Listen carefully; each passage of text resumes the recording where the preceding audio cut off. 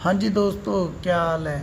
मैं आपका दोस्त एसपी अपने इस यूट्यूब चैनल हॉन्टेड नाइट पर एक कामी गांव के जंगल वाली चुड़ैल की स्टोरी सुनाने जा रहा हूँ।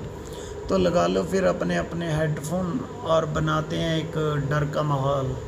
और हाँ दोस्तों, अगर आपको ये स्टोरी अच्छी लगे तो make sure like comment and subscribe अपना हॉन्टेड नाइट चैनल। तो दोस्तों, ये किस्सा एक कामी गांव के जंगल पर आधारित है। अक्षय जी की ये दिल दहला देने वाली आप बीती कहानी मैं आपको अपनी जुबानी सुनाने जा रहा हूँ। मैं उस मनहूस और डरावनी रात को कभी भी नहीं भूल सकता जिस रात मैंने अपना सबसे अच्छा दोस्त सूरज पाटिल को खो दिया था। सूरज और मैं बचपन से ही एक दूसरे के साथ रहते थे। सूरज मेरा दोस्त कम और भाई ज़्यादा था। 10वीं क्लास के बाद हम दोनों ने लातूर शहर के एक प्रतिष्ठित कॉलेज में प्रवेश लिया। हमारे लिए लातूर शहर एक अनजान शहर था, पर कुछ ही दिनों में हम उस शहर का चप्पा चप्पा जान गए थे, क्योंकि सूरज और मैं पूरे दिन बाइक से घूमा करते थे। हम दोनों रोज़ रोज़ उसी शहर में घूम घूम कर बोर हो चुके थे। इसीलिए एक रात हमने लॉन्ग ड्राइव पर जाने का फैसला किया। हमने कामी गांव के जंगल में जाने का प्लान बनाया। हम कामी गांव के जंगल में कभी नहीं गए थे, पर हमने सिर्फ इतना सुना था कि कामी गांव का जंगल सिर्फ नाम का जंगल है, क्योंकि वो हरे भरे पेड़ों के सिवाय कुछ नहीं था। क्योंकि उस जंगल में जो भी जंगली जानवर थे वो भी शिकार हो चुके थे और उनकी जाति बिल्कुल ख़त्म हो चुकी थी।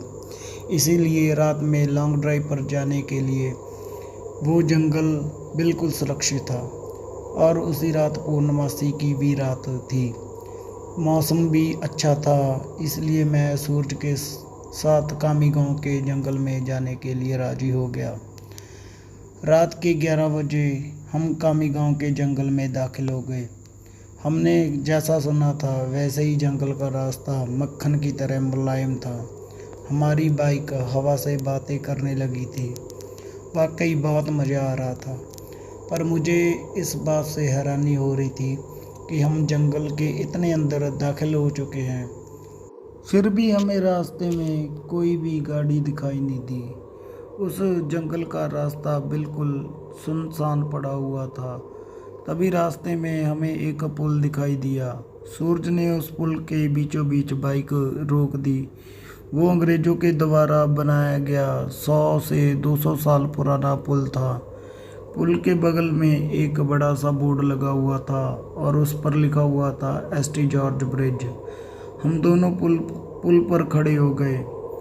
पुल के नीचे से नदी बह रही थी और कोमल हवाएं चल रही थी। नदी के बहते पानी में से चांद भी पूरा दिखाई दे रहा था। इतने में दूर से जंगल में से भेड़िए की रोने की आवाज़ आई और पुल के ऊपर बहने वाली हवाएं अचानक रुक से गई। नदी का पानी थम सा गया और चांद एक काले बादल के पीछे गायब हो गया। तभी हमारे सर के ऊपर एक टटहीरी भयंकर आवाज में चीखती हुई मंडराने लगी। शायद वो हमसे कह रही थी कि जल्दी से जल्दी यहाँ से भाग जाओ। मैंने सूरज से कहा, यार ये कुछ अच्छा सा नहीं लग रहा। टटहीरी का चीखना मतलब हमारे चारों तरफ खतरा मंडरा रहा है। हमें जल्दी से जल्दी यहाँ से निकल जाना चाहिए। सूरज मेरी बात काट कर बोला, अरे भाई ये सब कुछ नहीं होता, ये सिर्फ अंधविश्वास है। यहाँ खड़े रहो और चुपचाप नज़ारा देखो। तभी मैंने कुछ दूर पुल के पास एक औरत को खड़े देखा। दूर से तो वो दिखने में सुंदर लग रही थी, पर वो पुल के नीचे नदी में झांक रही थी। मैं उसकी तरफ देख ही रहा था कि इतने में वो औरत पुल के ऊपर चढ़ गई। मैंने सूरज से बोला, सूरज अपने पीछे देख, वो औरत क्या कर रही है। उसने पीछे मुड़कर देखा तो वो औरत पुल के रेलिंग के ऊपर चढ़ गई और नदी में झांक रही है। तभी मुझे सूरज ने बोला, भाई वो शायद खुदकुशी करने की कोशिश कर रही है। खुदकुशी शब्द सुनते ही मेरे हाथ पैर कांपने लगे, क्योंकि जब मैं बच्चा था तब मेरे दादाजी ने खुद को फांसी लगा के खुदकुशी कर ली थी। तब उनको सबसे पहले मैंने ही देखा था। इधर सूरज उस औरत को रोकने के लिए उसकी तरफ भागा, लेकिन मैं वहीं खड़ा रहा क्योंकि फांसी पर लटकते हुए मेरे दादाजी मेरे सामने आ रहे थे। सूरज तेजी से चिल्लाया, अरे चाची, क्या कर रही हो? उतरो वहाँ से, गिर जाओगी। सूरज की आवाज़ सुनकर मैं होश में आया। सूरज उस औरत के बहुत ही करीब जा पहुँचा और तभी वो औरत नदी में कूद गई। तब तक मैं दौड़ते हुए सूरज के पास जा पहुँचा। वो औरत हमारे सामने नदी में डूब रही थी और चीख रही थी, बचाओ बचाओ, पर हम उसे सिर्फ डूबते हुए देख रहे थे क्योंकि हम दोनों बहुत ज़्यादा डर थे। वो औरत मदद के लिए बुला रही थी। फिर तभी सूरज ने अपनी टी शर्ट उतारी और पुल के रेलिंग पर चढ़ गया। मैंने उसका हाथ पकड़कर उसे रोकने की बहुत कोशिश की, लेकिन वो नहीं माना। उसने मेरे हाथ से अपना हाथ छुड़ाकर उस लड़की की जान बचाने के लिए नदी में कूद गया। सूरज नदी में कूदते ही अपने आसपास देखने लगा तो वो औरत कहीं भी उसे दिखाई नहीं दे रही थी। उसने गहरी सांस ली और पानी के अंदर डुबकी लगा दी। आधे मिनट तक वो पानी में ऊपर आ गया और वो औरत उसे कहीं भी नहीं मिली। मैंने आंखें बंद करके भगवान से प्रार्थना की, लेकिन जब मैंने आंखें खोली तो मेरे बगल में ही पुल के रेलिंग पर वही औरत बैठी थी जो कुछ देर पहले नदी में कूद गई थी। वो किसी जंगल के जानवर की तरह पुल के रेलिंग पर बैठी हुई थी और नदी में सूरज की तरफ देख रही थी। मैं मन ही मन सोच रहा था कि तभी मुझे लगा कि ये औरत नहीं बल्कि एक चुड़ैल है और मैं डर के मारे कांपने लगा और ज़ोर से चिल्लाया, सूरज सूरज पुकारते ही तभी वो औरत मेरी तरफ देखने लगी और वो जैसे ही मेरी तरफ देखने लगी तो मेरे हाथ पैर कांपने लगे। उसका चेहरा काला और आंखें पीली थी। माथे पर बड़ा सा कुमकुम था और नाक में बड़ी सी नथ थी। उसके नुकीले दांत उसके मुंह से बाहर निकले हुए थे और उसके नाखून जंगली जानवर की तरह लंबे और नुकीले थे। तभी वो ऊंची आवाज में हंसते हुए बोलने लगी, क्या हुआ, मुझे ढूंढ रहे हो? सूरज भी पानी की सतह पर आके हमें देखने लगा था। उसे भी पता चल चुका था कि ये कोई औरत नहीं बल्कि एक चुड़ैल है। सूरज हमें चौड़ी आंखों से देख रहा था। मैंने सोचा अब ये चुड़ैल मुझे इसी पुल पर चीर फाड़ कर मार डालेगी और फिर मेरी कच्चे सांस को चबाकर खा जाएगी, क्योंकि मैं अकेले ही उसके पकड़ में आ गया था और डर के मारे मैंने अपनी पैंट में पेशाब भी कर दी थी। दोस्तों, ये बताने में मुझे शर्म ज़रूर आ रही है, पर जो सच है वो सच ही है।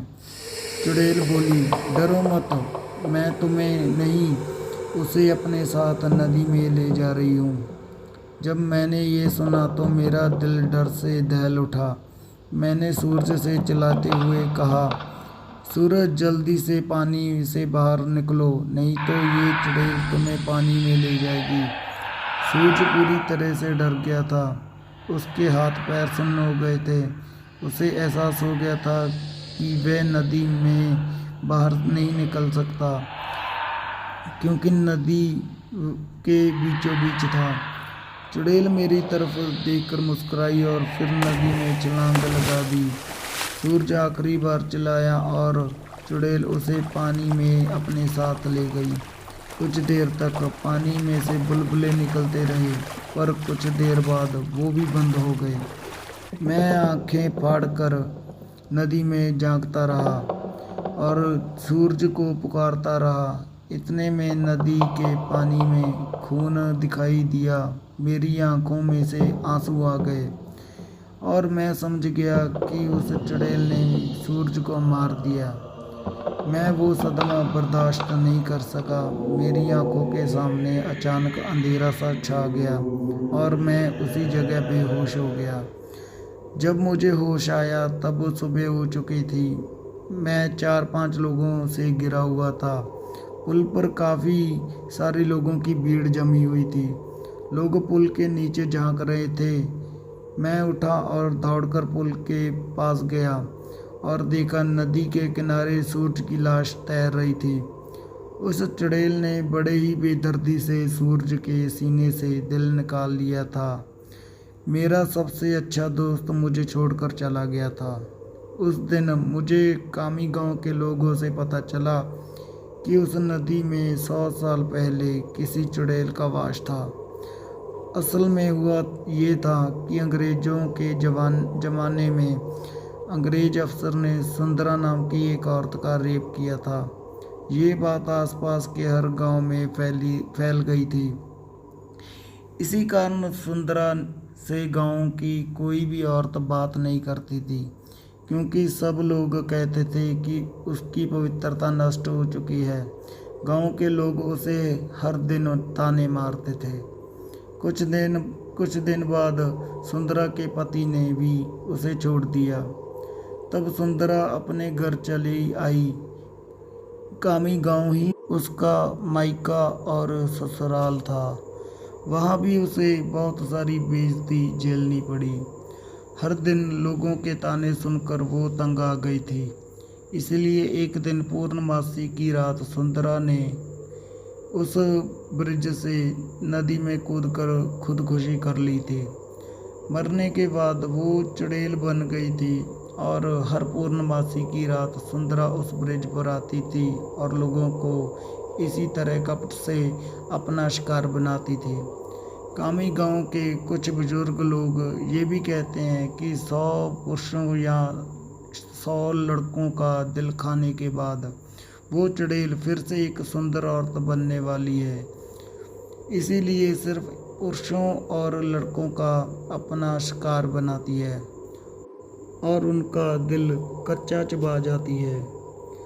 सूरज के मरने के बाद कामी गांव के एसटी जॉर्ज ब्रिज पर कभी भी वो चुड़ैल दिखाई नहीं दी। इसीलिए कामी गांव के लोग ये भी कहते हैं कि मेरा दोस्त सूरज उस चुड़ैल का आखिरी शिकार था। लोग ये भी दावा करते हैं कि उसके बाद वो चुड़ैल फिर से एक जिंदा और सुंदर स्त्री बन गई होगी। तो दोस्तों, ये थी अक्षय जी की आप बीती कहानी। और हाँ, चैनल पर नए हो तो लाइक करना मत भूलना, कमेंट करना मत भूलना, और हाँ, सब्सक्राइब करे बिना तो बिल्कुल मत जाना। तो दोस्तों, मिलते हैं अगली स्टोरी में।